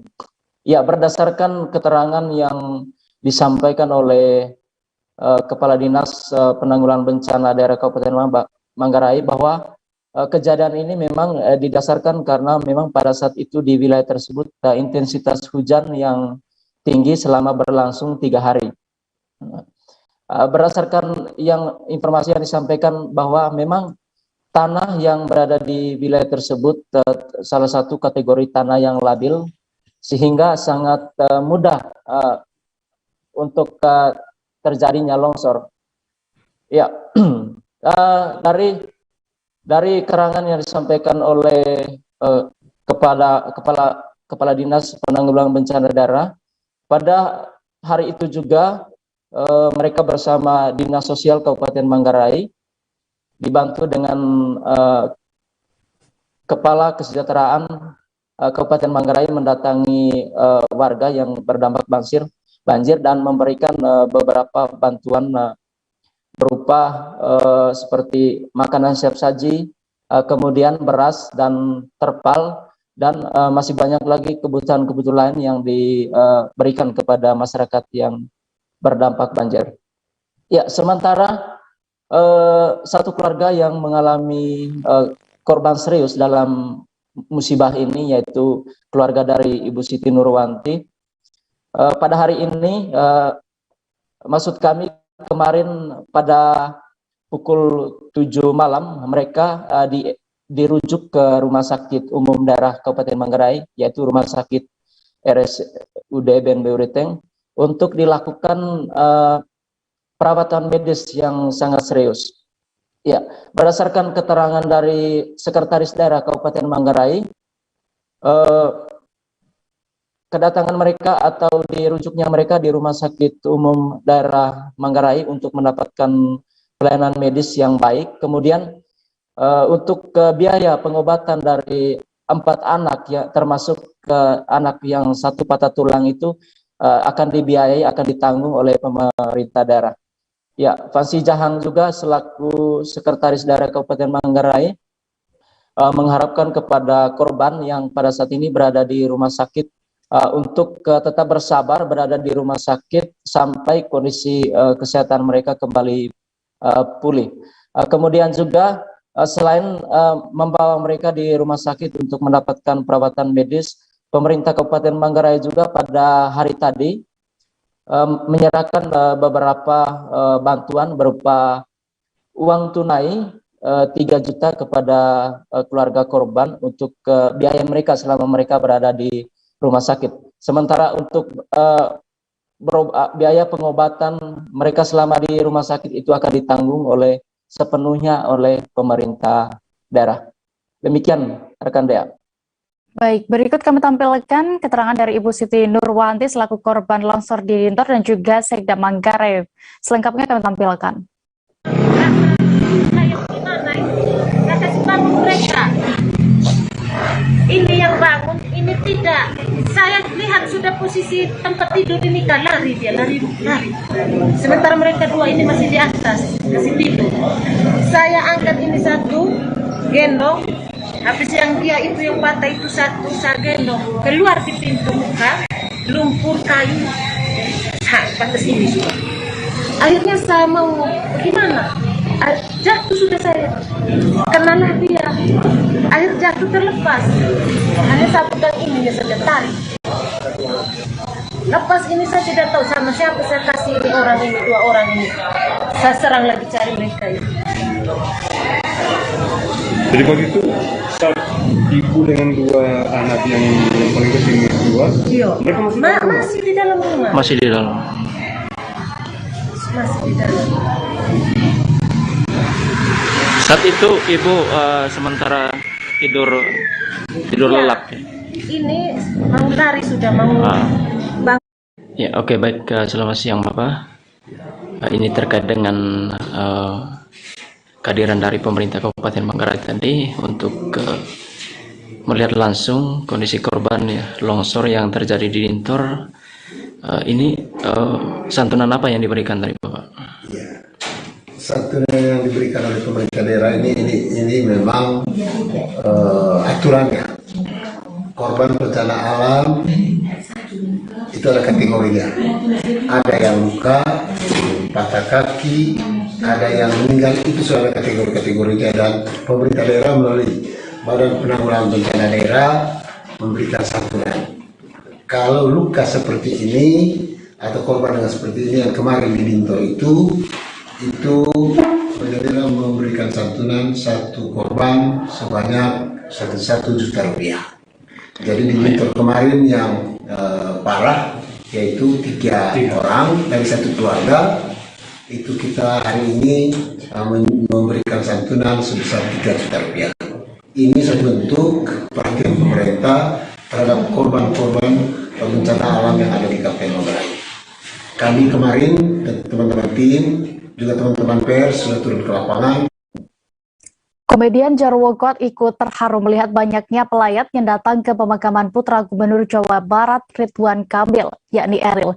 Menurutnya, itu membuktikan bahwa almarhum pemilik nama lengkap Emeril Han Mumtaz itu selalu menebarkan kebaikan selama hidupnya. Terkait pernyataan lengkap dari komedian ini akan diinformasikan rekan Ihwana Mutuwah Miko, reporter Warta Kota yang sudah bergabung bersama kami. Silakan rekan. Ya, terima kasih Dea. Untuk Jarwo God sendiri saat ditemui di Jakarta Barat kemarin malam, dia menyebut turut berduka cita atas meninggalnya anak dari Ridwan Kamil yaitu Eril. Dirinya sangat kagum dengan banyaknya warga sampai ribuan yang hadir turut mengantar Eril sampai ke dengan tempat terakhirnya. Hal itu menurutnya karena semasa hidup kemungkinan banyak sekali kebaikan yang telah diberikan sehingga banyak keluarga yang ikut bersedih atas kepergiannya. Seperti itu rekan Dea.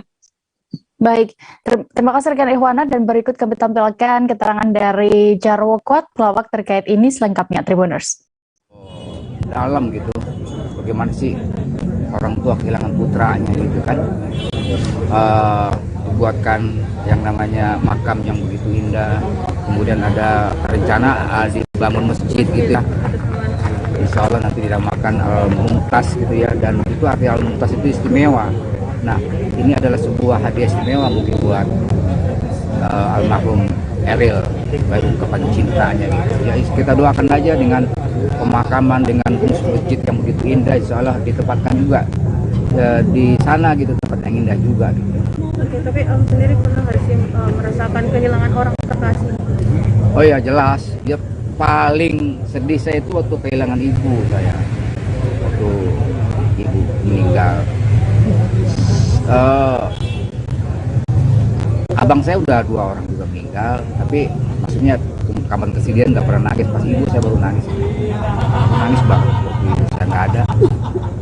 Yang selama ini saya kalau bisa pulang kampung ke Pekanbaru bisa minta restu sujud di kakinya beliau, tapi setelah nggak ada, yang tinggal di sana cuma kaki meja doang, nggak mungkin saya minta restu sama kaki meja. Tapi untuk membangun rasa semangat lagi nih Om setelah tinggalnya sang ibu seperti apa? Ya apa ya, tempat mengadu itu. 2 bocah kembar tewas tenggelam di saluran irigasi Dusun Pulau Sari, Desa Jaten, Kecamatan Selogiri, Kabupaten Wonogiri, Jawa Tengah. Korban merupakan warga Desa Nambangan, Kecamatan Selogiri. Berdasarkan informasi yang diterima, saat itu salah satu korban diketahui hendak mencuci tangan. Untuk kronologi lengkapnya terkait insiden ini akan diinformasikan rekan Erlangga Bimbasakti, reporter dari Tribun Solo yang sudah bergabung di sana. Silakan rekan. Ya, terima kasih ya. Selamat siang, Tribuners. Jadi bisa saya laporkan untuk kejadian 2 bocah kembar yang meninggal karena tenggelam di wilayah salinan irigasi Desa Jaten. Itu kejadiannya pada kemarin sore sekitar pukul 17. Jadi awalnya 2 anak kembar itu bersama 4 teman yang lain. Jadi total ada 6 anak bersepeda dari wilayah Dusun Kalikater di sana Nambangan atau wilayah rumahnya. Jadi kalau dari lokasi jaraknya 1-20 meter. Jadi bersepeda sore-sore ketika sampai di lokasi, salah satu anak kembar itu yang bernama PK itu berniat untuk mencuci tangan, tapi terpeleset, kemudian terjatuh tenggelam di saluran irigasi itu. Melihat saudara kembarnya tenggelam, saudaranya yang bernama PN ini berniat untuk menolong dan malah ikut terpeleset dan terjatuh karena keduanya tidak bisa berenang, maka tenggelam dan terseret arus. Teman-teman yang berada di lokasi sebenarnya juga sempat berusaha menolong dengan cara mengulurkan tangan, tapi tidak bisa karena saat itu arus dari saluran irigasi cukup kencang. Barulah sekitar pukul 18.15 salah satu korban ditemukan, dan salah satu korban lagi ditemukan 15 menit setelahnya dalam keadaan semuanya meninggal. Dan untuk jenazah sudah dibawa ke rumah duka dan dimakamkan siang ini tadi sekitar pukul 13. Tidak dimakamkan dalam satu liang, melainkan berdekatan. Sekian. Baik, terima kasih rekan Erlangga untuk laporan Anda. Selamat kembali bertugas. Kita beralih ke Riau, Tribuners. Nasib naas menimpa seorang nenek berusia 87 tahun asal Kelurahan Dumai Kota, Kecamatan Dumai Kota, Riau. Nenek itu menjadi korban meninggal dunia dalam kebakaran hebat yang menghanguskan sejumlah rumah di kawasan tersebut. Saat itu korban berada di tempat tidurnya dan tidak bisa menyelamatkan diri.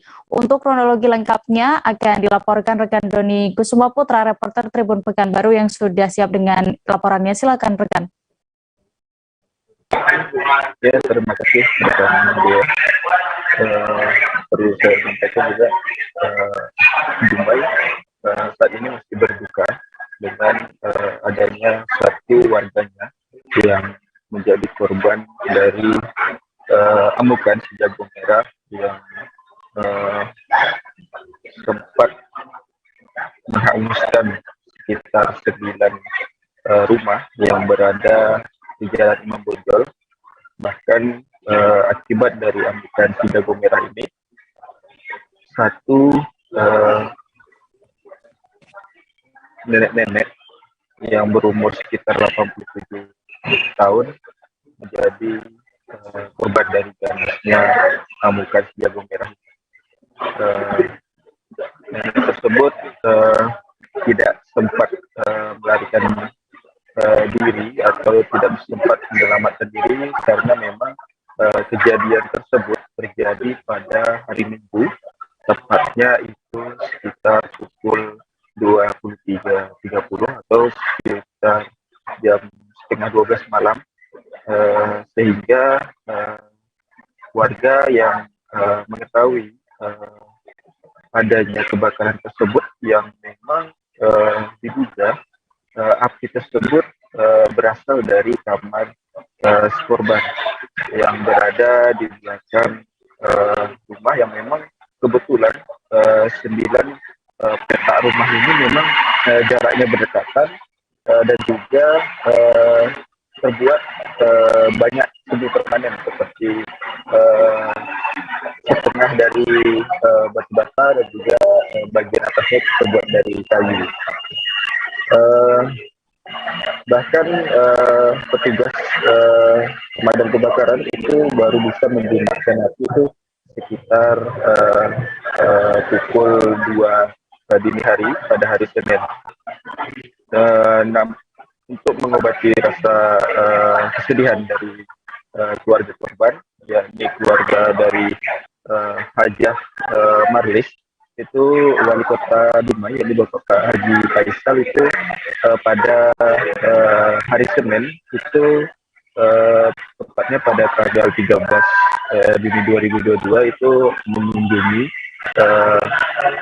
korban dari si jago merah ini, amukan jago merah ini. Bahkan Bapak Wali Kota Dumai juga berjanji akan membantu proses dari pembuatan rumah baru bagi korban-korban amukan jago merah ini.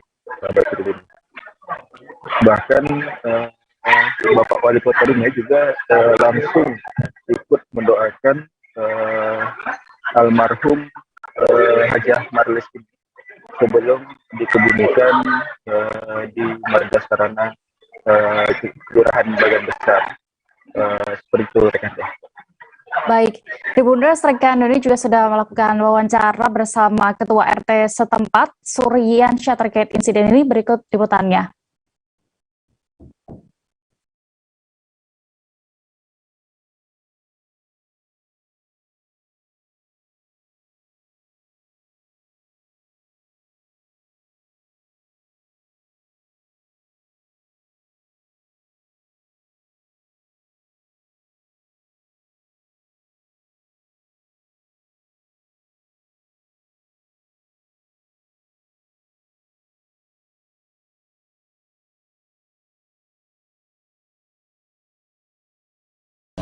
Korban ya, istilahnya selain korban saya juga PRT gitu. Kalau kondisinya ini kejadiannya pas lebih kurang jam 11.30 kurang, iya. Malam.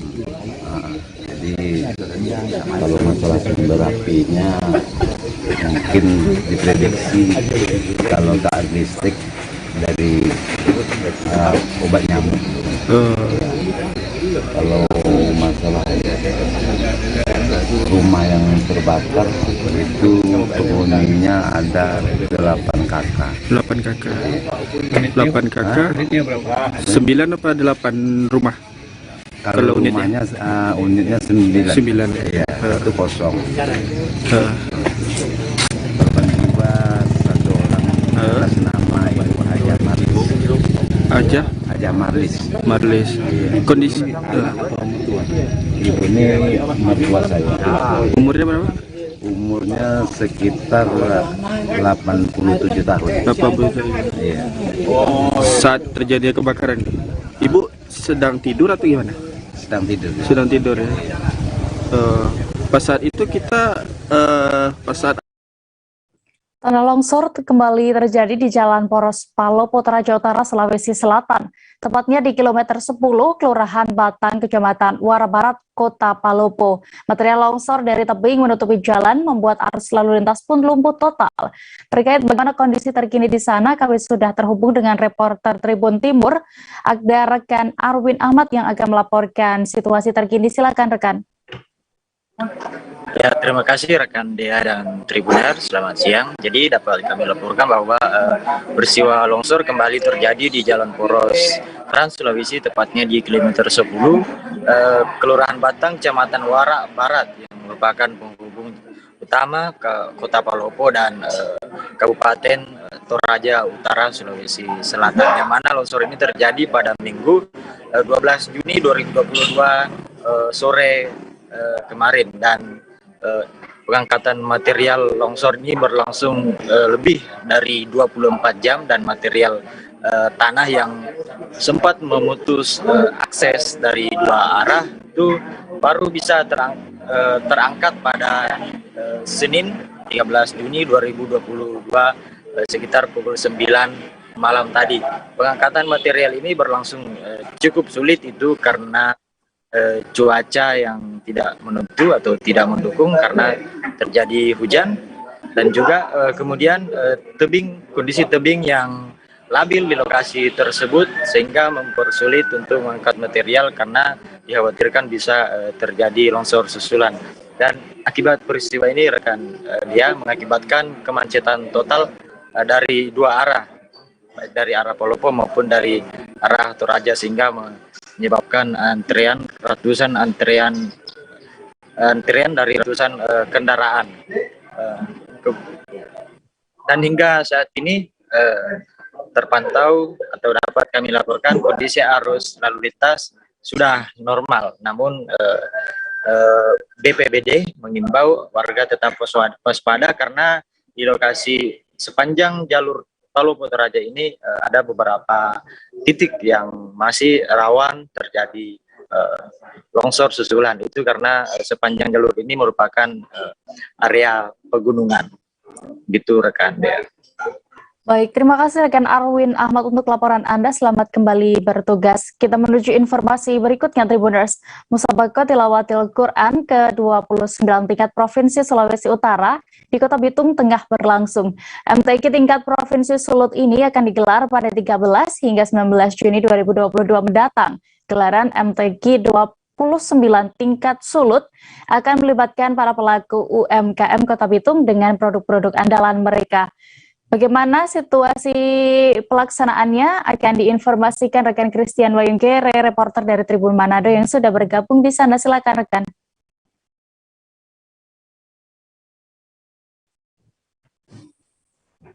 Halo, selamat siang rekan Dea dan Tribuners dimanapun Anda berada. Halo. Ya, baik. Silakan rekan Christian. Ya, baik. Pada hari Senin tanggal 6 Juni 2022 malam kemarin, Musabaqah Tilawatil Quran MTQ ke-29 tahun 2022 tingkat Provinsi Sulawesi Utara yang berlangsung di Kota Bitung, Provinsi Sulawesi Utara sudah dibuka secara resmi oleh Gubernur Sulawesi Utara Bapak Ole Dondo Kambe dan Wakil Menteri Agama Republik Indonesia Bapak Sainud Tauhid Saadi, ditandai dengan pemukulan Tateng Koren, alat musik tradisional khas Minahasa, bersama-sama dengan tamu undangan seperti Kepala Daerah, Wakil Kepala Daerah Provinsi Sulawesi Utara, jajaran Kementerian Agama Provinsi Sulawesi Utara, MUI Provinsi Sulawesi Utara, Panitia Pelaksana dan Wali Kota Bitung, serta Wakil Wali Kota Bitung, Insinyur Morris Mantiri dan Hengki Honandar, serta Ketua Tim Penggerak PKK Kota Bitung, Ibu Rita Mantiri Tangkudung di Stadion 2 Sudara Manembo Kota Bitung. Dan rekan Dea dan Tribuners dimanapun Anda berada, pada pembukaan MTQ ke-29 kemarin juga diperagakan tarian kolosal yang dibawakan oleh ratusan siswa-siswa madrasah yang ada di Kota Bitung, Provinsi Sulawesi Utara, membawakan tarian-tarian kolosal bernuansa semua kepercayaan dan agama yang ada di Indonesia, adat istiadat yang ada di Indonesia itu akan dalam tari-tarian. Kemudian pada kesempatan itu juga berlangsung penyerahan penghargaan kepada Wali Kota Bitung Bapak Morris Mantiri sebagai Bapak Moderasi, dan kepada Gubernur Sulawesi Utara diberikan penghargaan sebagai Iya, rekan Christian. Ya, Silakan jadi dilanjutkan. kepada Gubernur Sulawesi Utara diberikan penghargaan Bapak Persaudaraan. Begitu rekan Dea dan Tribuners, untuk pelaksanaan MTQ ke-29 akan berlangsung sampai hari Senin pekan depan dengan mempertandingkan beberapa perlombaan yang sudah ditetapkan dan ditentukan oleh panitia pelaksana. Selain itu juga ada pameran moderasi antarumat beragama yang diselenggarakan oleh Badan Kerjasama Antarumat Beragama Kota Bitung dengan menampilkan stand-stand yang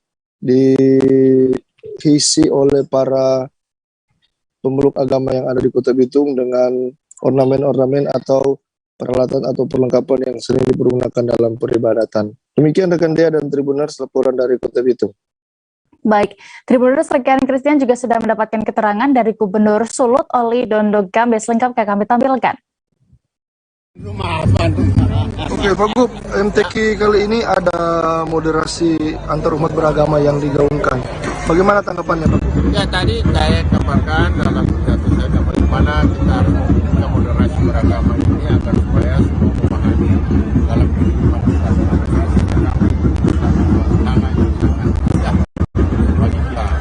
bangsa Indonesia dan negara kesatuan Indonesia dilakukan. Kira itu mari kita sama-sama saat ini agar supaya kehidupan bernegara kita bisa. Pak, pentingnya fanatisme untuk menjalankan moderasi beragama bagaimana Pak menurut Pak? Ya memang kan harus didahului dari kesadaran dalam diri semua. Karena kalau kita cuma bermain di konsep tatanan teori tentang moderasi beragama itu pasti sangat sulit. Ya, karena itu penetrasi dari tokoh-tokoh agama dalam bentuk kegiatan bersama ini yang sudah memulai. Nah, menemukan ini kebiasaan menjadi karakter kami, ini pasti akan meningkatkan efek daripada manfaat daripada moderasi beragama. Untuk kegiatan hari ini Pak, bagaimana? Bitung sebagai tuan rumah. Memang kami terima kasih banyak, tiba-tiba saja bilang Wakil Menteri akan hadir. Dan kemudian karena lebih-lebih Pak Gubernur mungkin bisa sampai terjadi Pak Menteri hadir di bukan MTQ tingkat Provinsi Sulawesi Utara. Pak, kenapa ini para peserta ini diberikan JKK dan JKM Pak? Ya ini kan untuk kegiatan ini kan pasti ada untuk menjamin rasa aman kepada para peserta supaya mereka tenang. Dibiayai oleh pemerintah Kota Bitung atau panitia? Tadi dikatakan Pak APBD dibiayai oleh APBD MTQ ini. Iya, dibiayai oleh APBD Kota Bitung. JKM-nya sampai berapa lama Pak? Ya paling sepanjang keikutsertaan ini selama pertandingan ini. BPJS Ketenagakerjaan Pak? Iya, jaminan ketenagakerjaan. Kalau kesehatan kan sudah ada dari masing-masing mereka. Permohonan untuk penerbitan dan perubahan kartu keluarga atau KK hingga kartu tanda penduduk atau KTP di Pangkal Pinang mengalami peningkatan. Pihak Dinas Kependudukan dan Pencatatan Sipil atau Dukcapil Pangkal Pinang menyebut hal ini menyusul adanya penerimaan peserta didik baru atau PPDB tahun 2022. Selengkapnya akan diinformasikan rekan Cepi Marlianto, reporter Bangka Pos yang saat ini sudah bergabung bersama kami. Silakan rekan Cepi. Baik, terima kasih rekan Dea dan pemirsa Tribuners. Memang Dinas Kependudukan dan Pencatatan Sipil atau Dukcapil Kota Pangkal Pinang, Provinsi Kepulauan Bangka Belitung, memastikan dalam beberapa pekan terakhir menjelang penerimaan peserta didik baru atau PPDB maksud saya, khususnya jenjang SMP di Kota Pangkal Pinang, di mana hal itu berimbas kepada permohonan untuk penerbitan dan perubahan kartu keluarga hingga kartu tanda penduduk di daerah itu. Kepala Dinas Pendidikan, maksud saya Kepala Dinas Dukcapil Kota Pangkal Pinang, Darwin, mengatakan meningkatnya permintaan tersebut dibuktikan dengan banyaknya kunjungan dan pelayanan masyarakat ke kantor Dukcapil setempat. Darwin mengungkapkan memang peningkatan serupa juga terjadi pada permohonan akta kelahiran, kemudian dan kondisi ini memang selalu terjadi setiap tahun dengan rata-rata kepentingannya untuk persyaratan masuk sekolah baik tingkat SD, SMP maupun SMA sederajat khususnya di Kota Pangkal Pinang. Di mana dalam periode Januari sampai pekan kedua pada bulan Juni 2022 ini setidaknya sudah ada sekitar 88.948 dokumen jenis kartu keluarga yang sudah dicetak dan diterbitkan oleh Dinas Kependudukan dan Pencatatan Sipil Kota Pangkal Pinang. Presentase itu mencapai 98,21% dari target yang telah ditetapkan, yakni sekitar atau sebanyak 90.108 dokumen. Sedangkan untuk penerbitan kartu identitas anak atau KIA mencapai 55.511 dokumen atau baru terrealisasi sebesar 79,18% dari target sebanyak 70.108 dokumen. Sementara untuk pelayanan KTP pada semester pertama ini telah mencapai 1.760 orang yang mencetak KTP, di mana memang didominasi oleh remaja usia 17 tahun. Selain itu memang untuk penduduk permanen juga seperti yang diketahui memang selain KK, dokumen kependudukan seperti non permanen atau domisili memang dibutuhkan untuk para dalam pendaftaran PBDB pada tahun ini, di mana pada tahun ini juga ada sekitar 707 orang penduduk non permanen di Kota Pangkal Pinang yang tengah mengurus persyaratan untuk PBDB tersebut. Sementara itu Dinas Pendidikan dan Kebudayaan Kota Pangkal Pinang sendiri memastikan KK yang digunakan untuk ataupun kartu keluarga yang digunakan untuk pendaftaran PBDB yang SMP pada tahun ini minimal harus diterbitkan 1 tahun sebelum tanggal pendaftaran, di mana memang pendaftaran PBDB untuk jenjang SMP di Kota Pangkal Pinang dimulai pada tanggal 16 sampai 21 Juni besok. Di mana berdasarkan keterangan dari Kepala Bidang Pendidikan Dasar Dinas Pendidikan Kota Pangkal Pinang, Rita Amina, memang saat ini domisili calon peserta didik dalam PBDB 2022 akan mengacu berdasarkan alamat pada kartu keluarga. Maka dari itu KK yang diterbitkan paling singkat 1 tahun sebelum tanggal pendaftaran PBDB tersebut dibuka. Begitu rekan dia, kembali ke studio. Baik, terima kasih rekan CP Marlianto, dan berikut Tribuners ada keterangan dari Kepala Dinas Dukcapil Kota Pangkal Pinang, Darwin, selengkapnya kami tampilkan. Di bulan-bulan terakhir ini menjelang penerimaan peserta didik baru untuk sekolah SD, SMP, ya, juga SMA, kami rasakan ini 1 bulan ini sangat padat sekali layanan kami. Ini dibuktikan dengan jumlah kunjungan masyarakat ke Dukcapil Pangkal Pinang. Berdasarkan data kami, untuk pelayanan KTP saja itu selama semester ini sudah 1.760 yang mencetak KTP untuk KTP pemula yang berusia 17 tahun. Jadi 1.760 itu sangat banyak sekali, yang mana rata-rata tiap bulannya hampir 300-an. Nah, di minggu kedua ini aja di bulan Juni sudah 137. Informasi tadi sekaligus menutup perjumpaan kita dalam live update siang ini. Dan Tribuners, lantaran masih di tengah pandemi, kami kembali mengingatkan kepada Anda untuk tetap menerapkan protokol kesehatan dimanapun berada meski sudah terdapat pelonggaran dari pemerintah. Jangan lupa juga saksikan acara selanjutnya Travel Update di seluruh kanal YouTube Tribun Network. Saya Diamita beserta kru yang bertugas pamit, terima kasih dan sampai jumpa.